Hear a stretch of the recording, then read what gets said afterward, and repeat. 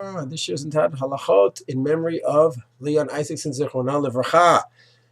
So we heard the news Thursday night. A few different halachot came up. I went over to the hospital right away, and some interesting points came up that night in the hospital. First of all, we get to the hospital in the room. Unfortunately, just passed away a few minutes earlier, and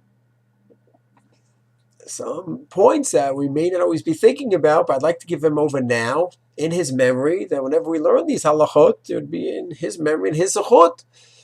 First thing, you come into the room, so we cover up the body. Yesterday we'll talk more about that in future shiurim about Leon. But one halacha that sometimes people might easily forget is we have a tzitzis out. Many men wear that tzitzis out. There's a halacha that's called lo'eg l'rash. A person goes in and dies, he can't do mitzvahs anymore. It's an unbelievable zechus for a person 40 years, 50 years, 60 years, 70 years. However, Hashem gives it to do mitzvahs and do mitzvahs, keep growing and growing and growing and growing. Once a person goes in and dies, he cannot do mitzvahs anymore. It's his loss, and that's his lot in life. So anyone who's around him can't, so to speak, rub it in and go ahead and do mitzvahs in front of him. We have to be sensitive to the fact that this person's involvement in mitzvot has ceased, has stopped. We have to be sensitive to that. How much does the person who just died, he's feeling, he's insulted? That's not the issue. It's not the discussion now. Just we must go ahead and have that sensitivity that this person has just ceased to be involved in mitzvot. We cannot go ahead and do mitzvot in front of him. So therefore, the first thing you go into the room is what? You have to be tzitzisin, because that's lo'eg l'rash.